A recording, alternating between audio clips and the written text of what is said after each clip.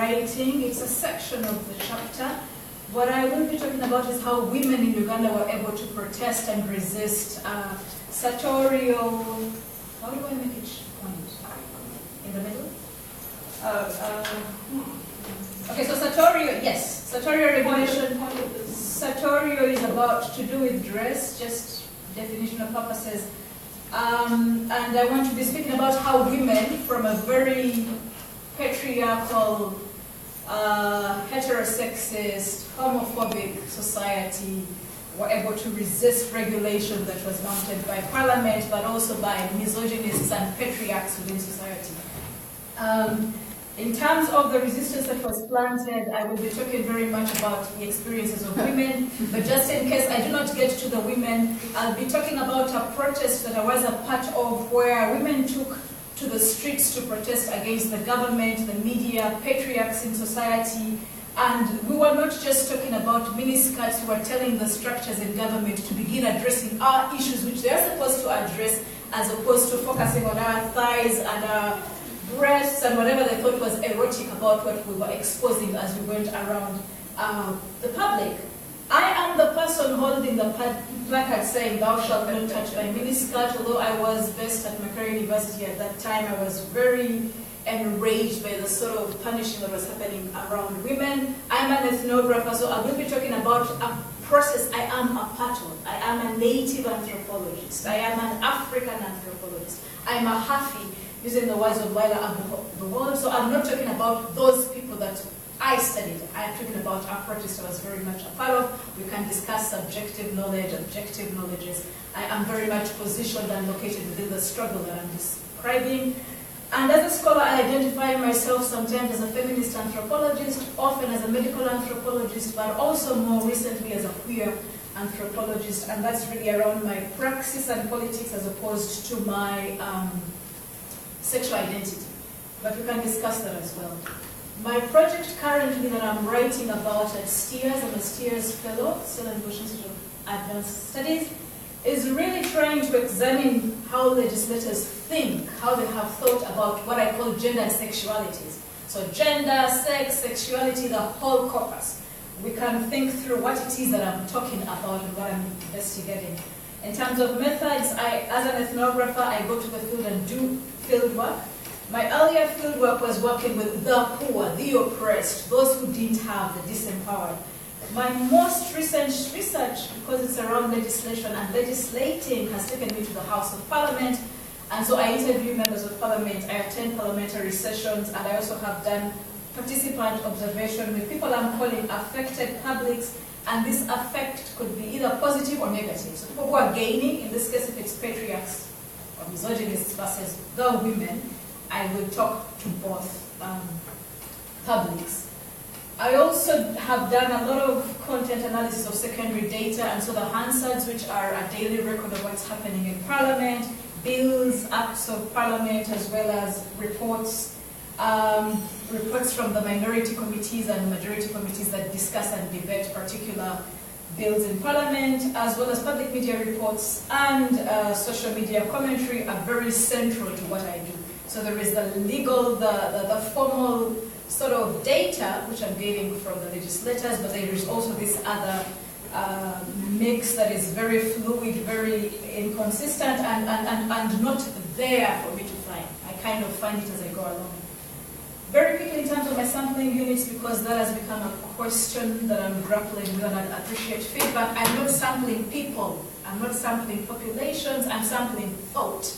And so how does one sample thought? It is easy to sample text, for example, we can do literature, but how does one sample thought? And especially if it's thought that is coming out as we talk, as we discuss, as we debate, yeah? And I'm struggling to think through how I enter the minds of this parliament, whose record is not necessarily what they say or what they think. Quickly, in terms of illustration, so what determines my sampling frame is a particular form or issue that I'm calling gender and sexuality.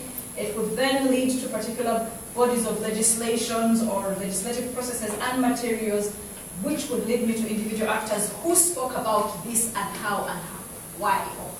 in which ways, and what was written, what was produced about it. And eventually I have two camps of pro and anti, but what is most interesting for me is that it's never static or bounded. It's always, a person will say, those miniskirts are so indecent, and tomorrow they'll say, no, no, no, no, no, miniskirts are not, women have a choice. So how does one work with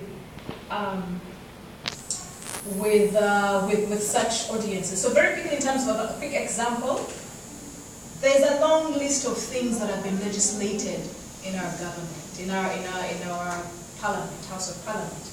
Right from things like sex identity and gender identity in laws such as, we have what we call a registration act. How do you register as a man or a woman? And they're very, very blind to alternatives, very much heteronormative, very much working with binaries. But marriage, homosexuality is an interesting topic, but I finished my kind of chapter on homosexuality, so I'll talk a bit about that. But there's a range of gendered sexualities that have been legislated against or for in our parliament. For example, if I was working on the chapter if I was going to present from the chapter that I've just completed, the body of legislations that I would have to pull thought from ran from our constitution, which has an article that defines marriage, and then it was amended to, first it was just about heterosexual marriage between man and woman, then it was amended to criminalize marriage across genders, then it was amended again to criminalize even marriage between women, all the way to our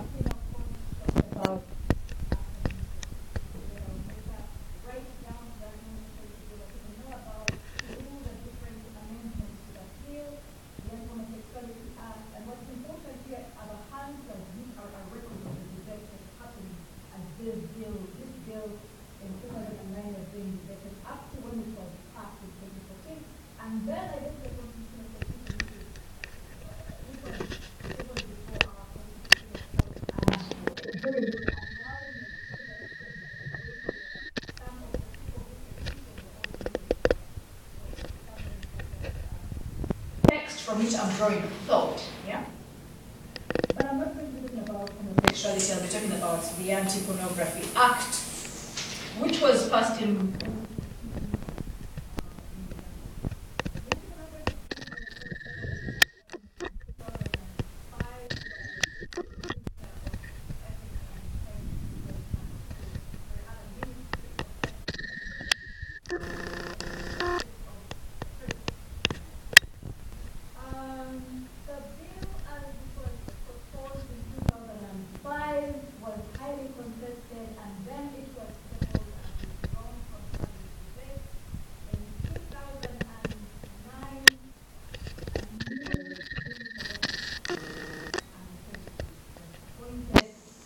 ex-reverend father, his name is Simon Lokodo. A lot of people know him for different things, right? I see some nods in the audience. So people know Simon Lokodo as a problematic person who is legislating in very conservative ways about gender.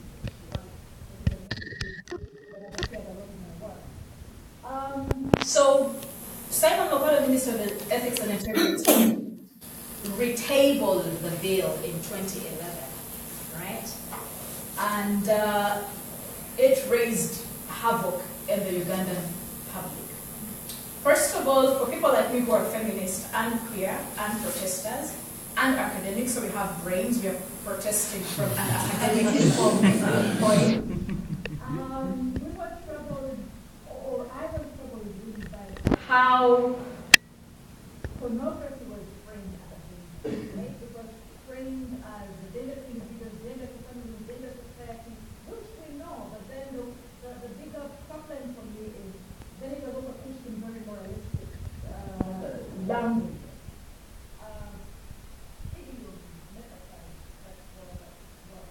Around moralizing. I think that the other issue for me as a woman feminist person at the time was how this issue was framed as trying to protect women from violence. Right?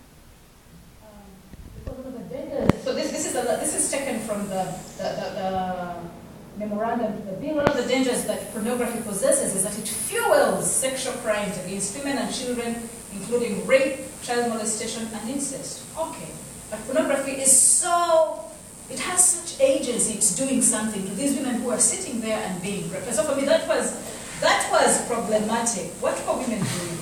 And in terms of signaling how people were, in Parliament, the drafters of the bill were framing pornography, it was a danger, there was violence, and most importantly, women needed protection because they're these victims of sexual crimes. A big problem that has been cited everywhere, whether in the public media, social media, or academic literature around pornography and its definition is how broad, ambiguous it was. Right? This is taken from the bill, and legal analysis, legal scholars have said it's open to all sorts of interpretation and misinterpretation, right? And so I think that people who have heard or have been in touch with Ugandan legislation have heard this critique coming out about how ambiguous, how overly broad, how ambivalent, and how problematic pornography was defined. What is interesting is in the definition of pornography, there is no reference to women's dress, right? Although thighs and breasts and buttocks and genitalia are mentioned, this could be man or woman, but there's no reference to women's dress. After a lot of agitation and debate and contestation and challenge by members of public, the anti-pornography bill was amended, and then one of the important things that were changed is the definition of pornography, right? And they think they did better. They think by defining it thus in 2014 that the definitional challenges were reduced. What happened immediately after the Parliament passed this bill and sent it to the President, is then we began to witness women being beaten because of their dress. We did not witness women being assaulted, beaten, and raped, insulted, all those sorts of things, and that images spread all over the public media, on TV, but also on the internet during the debate. But after references to thighs and buttocks and breasts were taken out, then the beatings happened, right? In terms of the ambiguity, for me, people have talked about how sexual activities are left vague, but I would dwell on sexual parts. Any representation of the sexual parts of a person for primarily sexual excitement. So for a lot of heterosexual people, what's exciting are the genitalia, perhaps. But what could be most disgusting could be also the most erotic part. Two buttocks running around, a mouth, an ear, an umbilical cord. What are sexual parts of the body? Yeah? So if I walk around with my tongue exposed, am I exposed to sexual parts or not, for example? So while a lot of discussion has gone into what are sexual activities, and even the questioning and challenging is very much heterosexist, yeah? I think that a more exciting question would be around what are the sexual parts of a person? If people are into elbow sex or whatever, am I committing a crime? But if I do this, and is anyone being enticed, for example? And another important, I think what's important to take home about the Anti-Pornography Act is that it gave penalties up to 10 years imprisonment or a 10 million fine for someone caught committing pornography, and child pornography, and 15 years of 15 million shilling fine. We do not contest criminalization of child pornography. A lot of us are questioning about pornography, especially between and among, produced for adults. Another important point out of the Anti-Pornography Act of 2014 is that there were 9 members of upright and moral standing who were appointed to this committee, and they have got to be interdisciplinary at all times. So they don't say a person has to be knowledgeable about law and journalism and health and culture, or they're drawing from different publics. And their roles are interesting. For me, the most interesting role is about the destruction of pornography, but also there are issues around apprehension and correction of perpetrators. So they are perpetrators of, the language itself for me was very problematic. But this is what I'm going to present about the Anti-Pornography Bill and the Anti-Pornography Act. If people are interested, the PDF copies are there. The most important thing to take home is that the law was totally silent about women's clothing, women's dress. Okay? The law was innocent. So if people are going to be talking about, but the law justifies beating, where was that coming from? That's the question I'm trying to track. Who thought up this interesting way of beating up women and justifying it from women, from within the legislative process of Uganda? So now I'm getting into how a text, a formal text can be corrupted by misogynists to become oppressive, right? And the last part of my talk will really talk about how women resisted this, yeah? How am I doing for time? 10 minutes? Gone or more? Still, it's gone. Okay, good. So, in terms of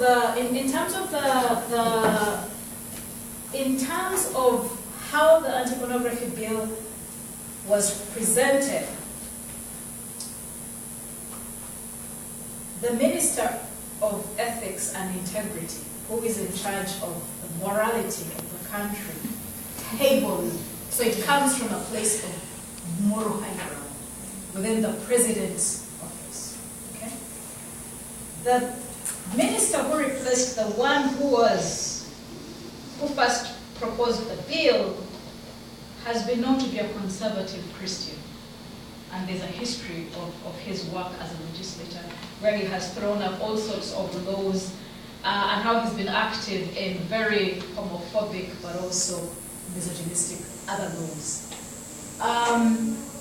In terms of presenting his law when it was approved, he is the first person who said that this law is going to target women who are decently dressed.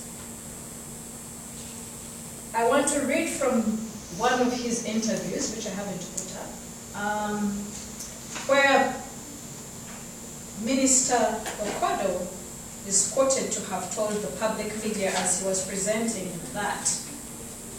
There are a number of quotations that I could give you, but the one I'm looking for, there's one where he says this law is important because when women expose their thighs, they cause accidents. Because drivers, I don't know to what extent this is wrong, but drivers who are driving, when they look at a woman whose thighs are exposed, will knock each other. There are issues around hormones going up. I could be reading this.